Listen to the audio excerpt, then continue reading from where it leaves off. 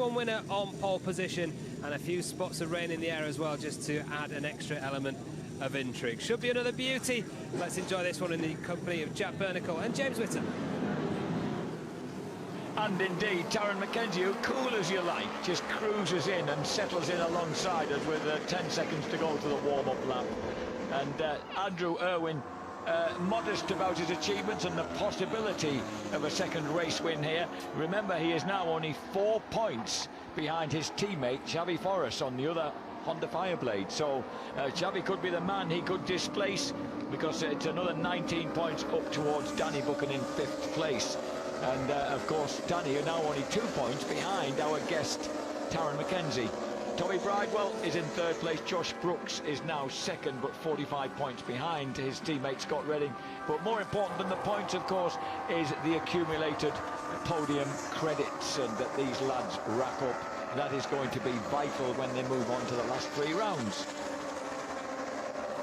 So I don't know whether, boys, have you got any thoughts on...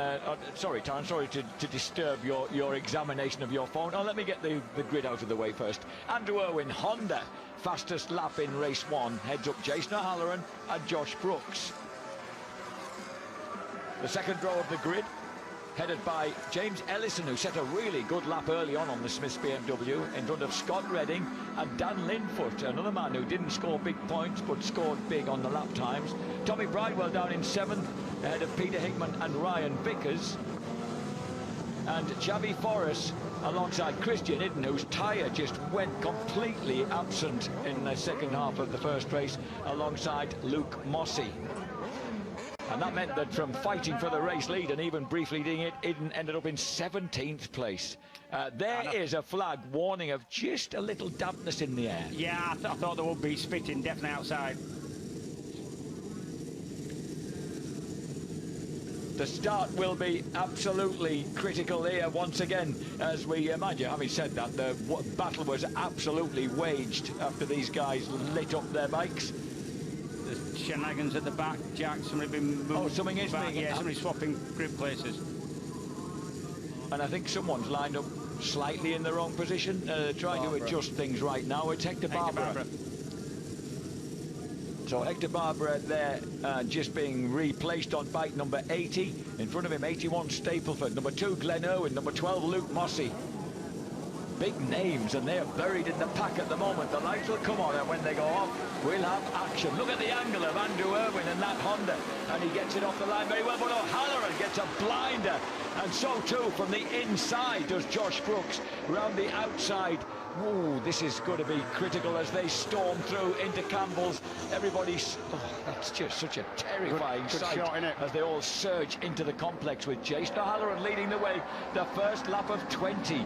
And once again, these guys, there'll be some cat and mouse as they work to conserve tyres, as most of them seem to get through pretty much all right, except with the exception of the unfortunate Idden in race 1. Somebody got put off line by Bridewell there. That was Ryan Vickers, got a real head shake on. Yeah, but I think only because Bridewell was up the inside of him. If the rain does come, and you can see a little bit on the camera already, it's going to come from right to left as we look at the shot. James Ellison, runner-up in this championship 10 years ago, James, has lit up the Smiths BMW. He's running in 2nd place behind Jason O'Halloran. Yeah, thanks to that second row grid position from his fast lap early on in race 1. And as they come, here comes Andrew Irwin getting onto the right-hand side of Ellison as they go through Brooklands, and out breaks him on the way down into the chicane.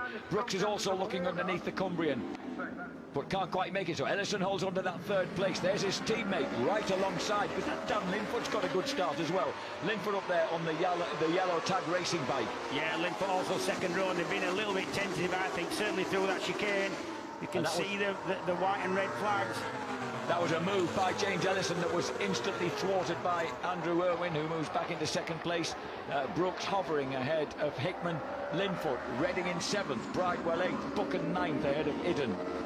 Condition-wise, yeah, condition-wise, there is rain coming down the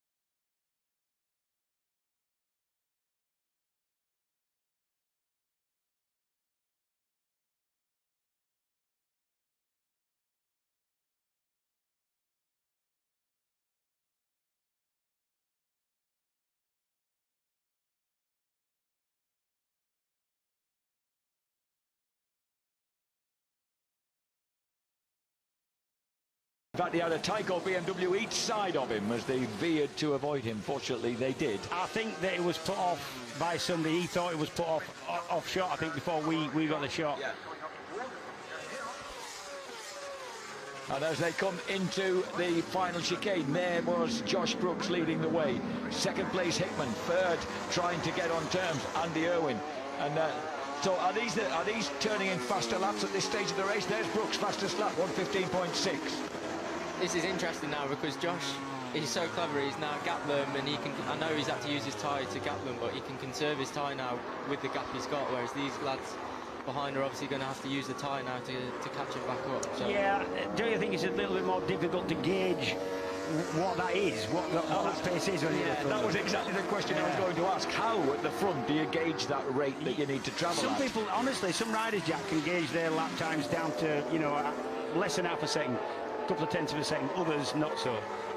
On our dashes, it'll tell us if we're up or not. So Josh's fastest lap is a 15.6 now, so that on his dash it will probably tell him whether he's up or not on a 15.6, so he can gauge it from that. If he's 2 tenths up, then he knows he's going too fast, and if he's 2 tenths slower, then he knows he's sort of... All right. Yeah, all right, really, yeah. In this case. Yeah. Are you guys good at gauging? Are you good at gauging the lap time? I'm constantly looking at my dash. I think I'm looking at my dash too much, really, but... He is Redding round the outside of Bridewell and trying to get round the outside of O'Halloran as well. But in the end, he got nudged upright slightly on the entrance to the chicane and had to stay where he was. On my dashboard in my racing days, all you got was water temperature and revolutions per minute. How good were you at gauging your lap time on your own? I didn't even look at that. Revolutions per minute. The other thing Josh might have is second place, so Hickey's lap time on his pit board. So he knows that Hickey's behind him and he's catching him. He knows what kind of lap times Hickey's doing, and he set the fastest lap of the race last lap. Yeah, and also he might just well have a signal board that'll tell him where everybody else is and whether he's pulling away from the rest or not. Andy Irwin would go into the showdown ahead of his teammate Javi Forrest. As it stands, they were 4 points apart at the start. Forrest worth 6 points in 10th place at the moment, ahead of Luke Stapleford, Glenn Irwin and Christian Idden, with Claudio Corti and Brad Ray also in the points. But here at the pointed end, the front two are beginning to move away. They're both men who've won here, who enjoy racing round here. Scott Redding gets absolutely level now with Tommy Bridewell. And on and they're trying to do a pincer movement there on Andy Irwin. Bridewell gets round the outside of Irwin. That's a brave, big, bold move by the local man from Devizes. So Tommy Bridewell moves through into... Is that third place? Yeah. Yeah. I'll tell you what, then the guys stop. Yeah. They can stop them things. I don't know if Scott's had it coming together, but the left side of his fairing's definitely flapping. I don't think it's the wing. I think it's the actual side panel. Well, he has had a bit of close contact with people in this race. And another... Oh! It definitely looks like it's... And Andrew Irwin then feels the breeze from Scott Redding as Redding moves through in pursuit of Bridewell and is now through into fourth place as they... The clips off at the front. That might not be too good, you know. No. It's not broken at the back where it's going to stay with the slipstream. It's at the front where it's flapping completely loose. I don't know where that side fairing's mount, like where the bolts go in, but it's weird that it's flapping at the front. You'd think it'd be the other way. Yeah. The other way around. Last lap, fastest lap of the race was that man in blue, Peter Hickman, 1:15.52. He pulled a tenth of a second on Josh Brooks. So if Brooks is governing this race, he needs to keep an eye on what's happening just behind him. And once again, Scott Redding goes for the pass on Tommy Bridewell. Bridewell is so strong on the brakes, and Redding determined to get through on the inside and forces him wide. So BYD Ducati takes the Oxford Racing Ducati. The two leaders now, a clear track ahead of the number 45, Scott Redding. Yeah, it might be all right, that loose fairing, you know, because the slipstream most of the time is keeping it, even though it's at the front, it's angled in. So, hang on. He looked a bit wide there into the compact. Yeah, a little bit. Josh Brooks leading the way on the BYD Ducati, and then the increasingly impressive Smith's BMW of Peter Hickman running in second place. And the gap to Redding was about 2.6 seconds at the end of the previous lap. Yeah, the ninth lap of 20. Interestingly, Redding with his quickest lap of the race last time round. The other two, Brooks and Hickman, are now around about half a second slower than they were going to get away. Hickman and Redding were identical to the last thousands on the last lap. 1 minute 16.032. Yep.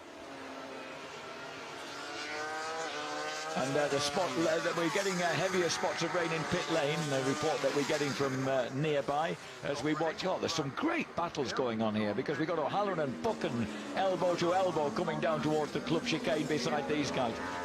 And we got a red flag. We got a red flag for rain. 12 laps to go officially, and sadly, a red flag for rain means, well, we're going to have a frustration for Josh Brooks and Peter Hickman, and presumably a short, sharp rerun in this order on the grid, James. Yep, that's the way I see it. Two-part race. All they've done so far is race for grid positions on a sprint race that's going to come next. And that's a bit of dismay there in the Smiths Racing camp, because Hickman had just set the fastest lap and was easing in on Josh Brooks. He was less than half a second adrift. Yeah, good decision though. We obviously can't feel anything in the comms, but you can see it stayed pretty constant at little spots of rain for about, what, 10, 11 laps, and then this last lap it's gone to proper rain. Spanner, my trusty Uncle Spanner here, he told me that the riders can come in and get a new rear tyre. So I was thinking Josh and Hickey did the work there and gapped them, and then they could conserve the tyre. But I was thinking they'll have to go back out and use the same rear tyre that they put a lot of work into. So actually, Spanner, he's just gone outside and he's bald as a coot, so he can tell when that rain's coming better than anybody else. And it is raining. Is it raining outside there? Yep. We are told it is. Adam tells us as well. So Giovanni comes out, so they can put fresh tyres on for this rerun. Okay. He's here. Well, someone's here, but I don't know. Who would you like to be? So Giovanni, this man who's the genius behind Scott Redding. I love the way that he says it must be amazing to have a man like that who says, I'll bring the bike set up as I think will be best for the weekend. Yeah, with his experience at setting up It's his experience and his data from running Ducatis, albeit very different configuration of Ducati at British circuits, and knowing what Scott wants because he's worked with him already this year. So, and he does a good job of that. So what would you do at this point then, Taron? The decision would be between you and Spanner, or your decision entirely? yeah, pretty obviously Spanner or my crew could see what was going on elsewhere on the track. I've obviously am riding round, but they might know more than me. So yeah, it's now you just have to see if it's going to rain any harder. I don't think they'll change the wets here. They'll just stay on slick. Yeah, it isn't wet enough for wets. However, it's been declared a wet. By default, I think it'll be a wet race, which means they won't stop it if it comes on to rain again. 10 litres. I need. Daz there checking his phone to see if any more rain's coming. Probably. That's what he's doing. There's So Smith's BMW then, and Deep Thought, yeah, so surely it's not wet enough for wets yet. But how would you take a decision if it's called a wet race? Well, the difference is if they call it a wet race, it means they will not stop it for climatic conditions. They can stop it if it gets too dangerous to ride on any tyre, but it means that the tyre decision is a little bit more critical now. yeah. Although if I could just get close enough, his slipstream will pull me along. Not saying we could beat him, but at least I could sit with him. Yeah. And then I wouldn't have to use my tyre as much. Because I have to use the tyre to get close to him. Yeah. I thought if I can get there, I can Then you can chill out, yeah. Yeah. That's impressive. If I can get there, I can relax. I like that. Yeah, trouble is he's going to use a lot of tyre just to get there. That was what we were saying. I'd say that was coming out of church. It's hard there because sometimes when you're following other riders, you get sucked in. And then if their bikes are faster, you don't get as good as a run onto the back straight. Hickey was probably saying if he can just turn it in that one bit better, then he could probably jump on the back of the slipstream. But Taz, with a restart over 13 laps, wouldn't you be able to kind of use the tyres pretty full on for those 13 laps? You've got a little bit better chance of doing that, yeah. Definitely, yeah. So Scott Redding then, bike number 45, he very much in the mix, of course. He'll start from 5th place on the grid for a 13-lap restart, PSP Race 2.